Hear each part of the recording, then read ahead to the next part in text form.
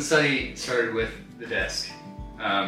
So my husband needed a desk and I wanted to build him one. So what we did was we got some timber, some wood, and these, I think these are 90 by 90 or 70 by 70? I think 70 by 70 millimeter posts, and use those to make the legs.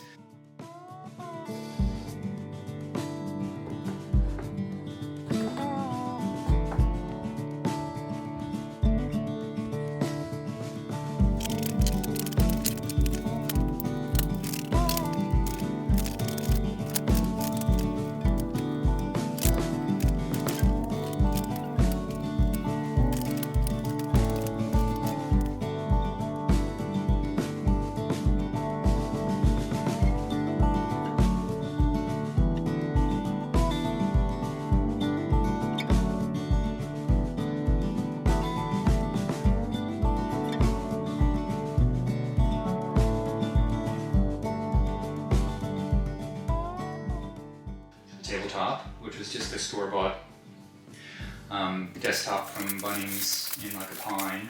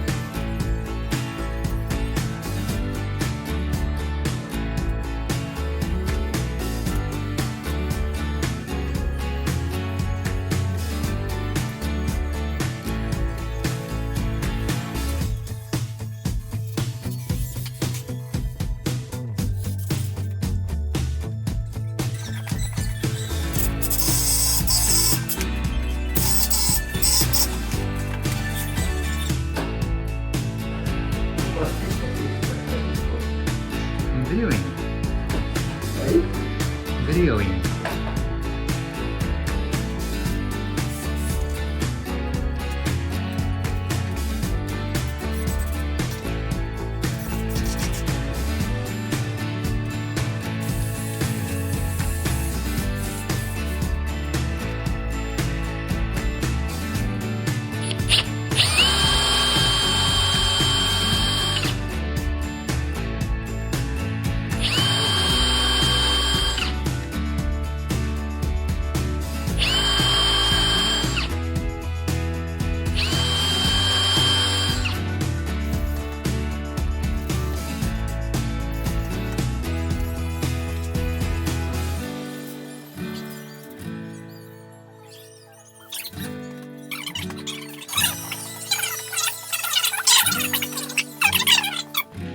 Good girl.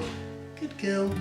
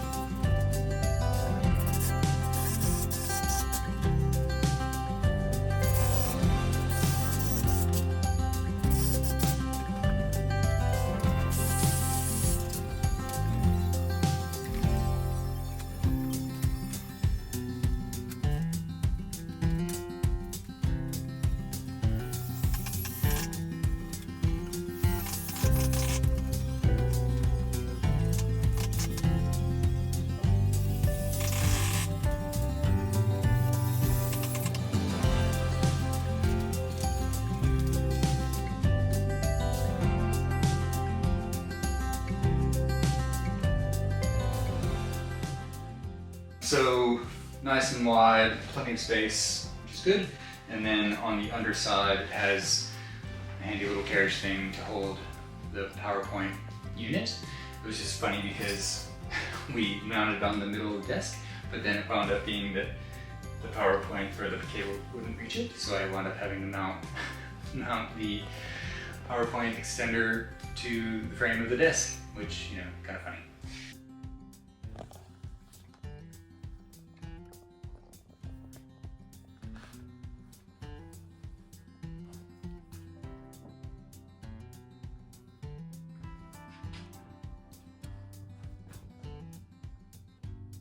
So elsewhere in the room, the curtains again, so pulling in some more of Jimmy Pike and his design. So went with this colorway in here.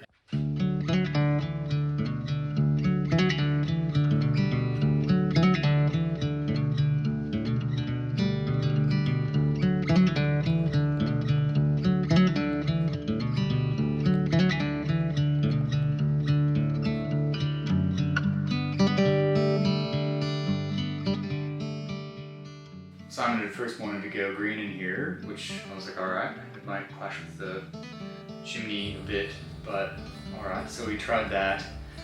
But then I was like, no, so we switched gears and went orange. I would have rather just kept the timber, but he was concerned, and I get clients who are concerned about putting two timbers too close together in a space that's permanent. So I think a piece of furniture is one thing, but when you're doing like kitchen cabinets or something, you have a timber floor, people are worried about, oh, we don't want to put the timber on the cabinets too close to the timber floor because it might clash, which was this case. But I feel like if we had just done a matte finish on that, it would have done really nicely with the floors and would have made the room kind of a bit more kind of study-like. But anyway, I mean the dark kind of rusty orange is cool. It brings out the tones of the brick and some of the tones of the fireplace as well. The sofa was our one kind of splurge, so we wanted a good quality fold out for when we have company.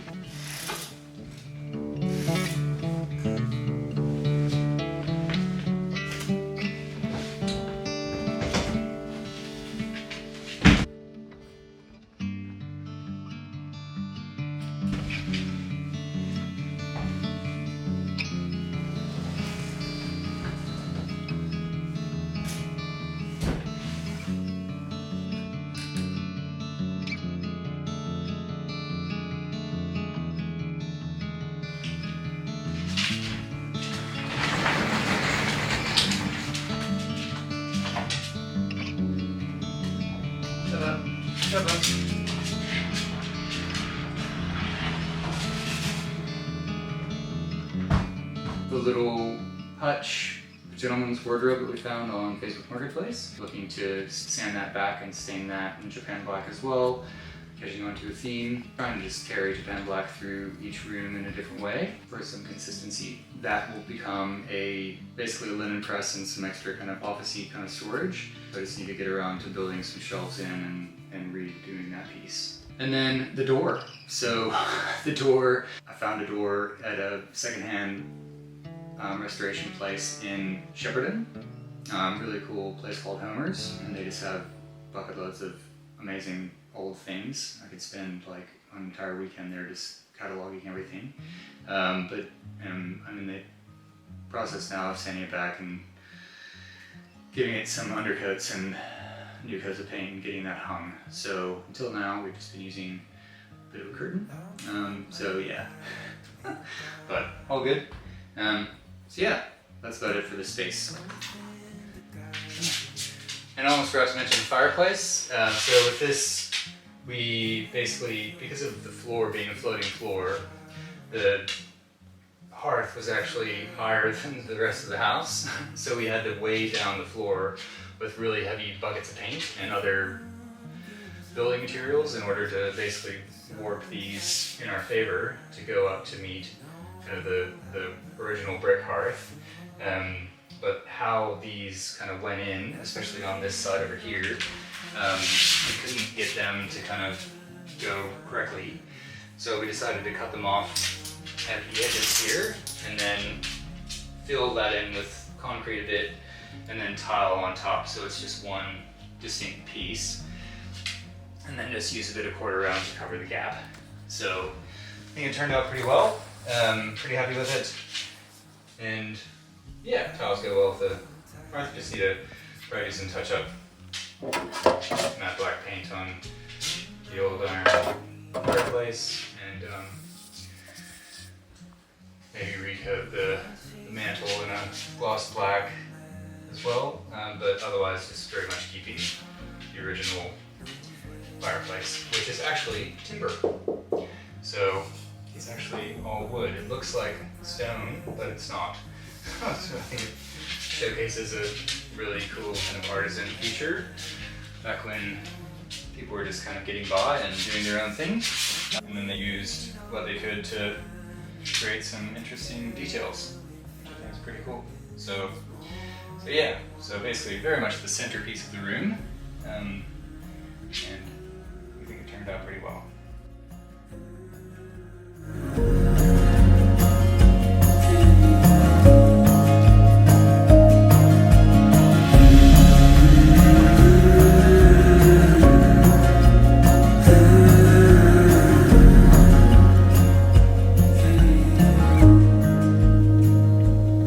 If the moon gives up rising, the sun stops it shining, you know you've got a hand to hold. As we wait on the timing, together we're finding there's more than one way to go home.